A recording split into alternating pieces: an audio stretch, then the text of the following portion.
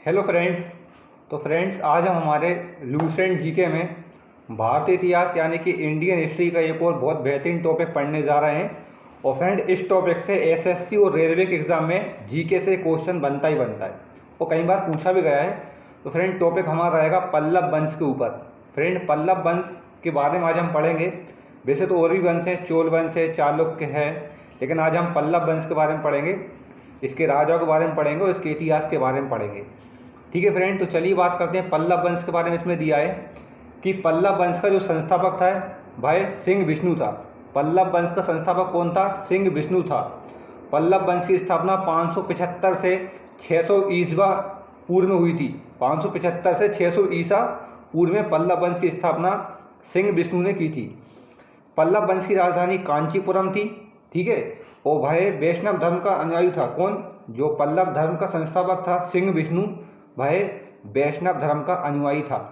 इसमें दिया है कि सिंह विष्णु ने अवनी सिंह की उपाधि धारण की थी। ये पूछ सकता है कि किसने अवनी की उपाधि धारण की थी? अवनी सिंह की, तो वो था सिंह विष्णु। सिंह विष्णु ने मामलपुरम में आदि बारह मंदिर का निर्माण कराया। मामलपुरम में एक आदि बारह मंदिर है, उसका निर्माण सिंह विष्णु ने ही कराया था। किरातुर्जुनियम के लेखक भारवी लेखक सिंह विष्णु के दरबार में रहते थे। एक किरातुर्जुनियम पुस्तक है, उसका लेखक है भारवी, वो सिंह विष्णु के दरबार में रहते थे। इसमें दिया है आगे कि पल्लव वंश के प्रमुख शासक कौन कौन हुए। देखिए, तो महेंद्र वर्मन प्रथम, जो कि 600 से 630 ईसा पूर्व में आए। फिर नरसिंह वर्मन प्रथम आए 630 से 668। इसके बाद महेंद्र वर्मन द्वितीय आए 668 से 670। फिर परमेश्वर वर्मन प्रथम आए 670 से 700। नरसिंह वर्मन द्वितीय आए 700 से 728 ईसा पूर्व।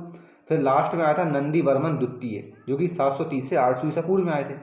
इसमें दिया है कि मत विलास प्रहसन की रचना महेंद्र वर्मन ने की थी। फ्रेंड, ये बहुत प्यारा क्वेश्चन है, कई बार पूछा गया है कि मत विलास प्रहसन की स्थापना मत विलास प्रहसन की रचना, मतलब ये पुस्तक है, इसकी रचना किसने की है? तो उसके संस्थापक हैं महेंद्र वर्मन। ठीक है, महेंद्र वर्मन शुरू में जैन धर्म के थे अनुयायी, परंतु बाद में तमिल संत अप्पर के प्रभाव में आकर वह सेव बन गया था, मतलब शंकर भगवान को मानने लगा था।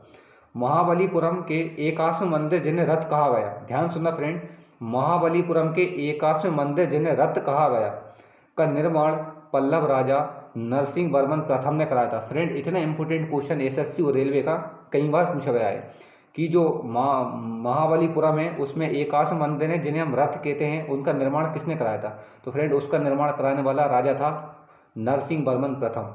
ठीक है, रथ मंदिरों की संख्या 7 है। टोटल कितने मंदिर है फ्रेंड? टोटल कितने रथ हैं? तो टोटल हमारे 7 रथ हैं। कितने रथ हैं? टोटल 7 रथ हैं। रथ मंदिरों में सबसे छोटा द्रौपदी रथ, सबसे छोटा रथ याद रखना है। टोटल 7 रथ हैं और जो उन सब में जो सबसे छोटा रथ है उसका नाम है द्रौपदी रथ। ठीक है, जिसमें किसी प्रकार का अलंकरण नहीं मिलता है। इसमें लिखा है कि वातापी कोंड व महामल की उपाधि नरसिंह वर्मन फर्स्ट ने धारण की। ठीक है, और इसके शासनकाल में चीनी यात्री हुएन सांग कांचीपुरम आया था। ठीक है, परमेश्वर वर्मन प्रथम सेव मत अनुयायी था, मतलब शंकर भगवान को मानता था। उसने लोकादित्य, एकमल, रणंजय, अंत्यंतम, उगडंड, गुणभाजन आदि को उपाधि धारण की थी। इसने मामलपुरम में गणेश मंदिर का निर्माण कराया। कोई पूछ सकता है कि मामलपुरम में गणेश मंदिर का निर्माण किसने कराया था? तो वो राजा था, कोई उस राजा का नाम था नरसिंह वर्मन प्रथम। कौन था? नरसिंह वर्मन प्रथम जो राजा था उसने गणेश मंदिर का निर्माण कराया था। इसमें लिखा है कि परमेश्वर वर्मन प्रथम, कौन? फ्रेंड, जो गणेश मंदिर का निर्माण है, मामलपुरम में गणेश मंदिर का निर्माण कराने वाला राजा था परमेश्वर वर्मन प्रथम। मैंने माय मिस्टेक से इसमें नरसिंह वर्मन प्रथम बोला था, तो आपको परमेश्वर वर्मन प्रथम याद रखना है। इसमें बोला है कि परमेश्वर वर्मन प्रथम विद्या प्रेमी था, मतलब इसको स्टडी से बहुत प्यार था और उसने विद्या विनीत की उपाधि धारण की थी। किसने? परमेश्वर वर्मन प्रथम ने। आगे लिखा है कि अरबों के आक्रमण के समय, जब अरबों का आक्रमण हुआ था भारत पे, उस समय पल्लवों का जो शासक था वह नरसिंह वर्मन द्वितीय था। कौन था? नरसिंह वर्मन द्वितीय अरब के आक्रमण के समय राजा था। ठीक है, उसने राजाओं में सिंह, आगम प्रिय, शास्त्रों का प्रेमी, शंकर भक्त, शिव का उपासक की उपाधि धारण की। उसने कांची का कैलाशनाथ मंदिर बनवाया। फ्रेंड, ये भी मोस्ट इंपोर्टेंट क्वेश्चन है, कई बार पूछा गया है कि कांचीपुरम का कैलाशनाथ मंदिर किस राजा ने बनवाया? तो फ्रेंड, पल्लव वंश के राजा नरसिंह वर्मन द्वितीय ने कैलाशनाथ मंदिर का निर्माण कराया, आपको ध्यान रखना है।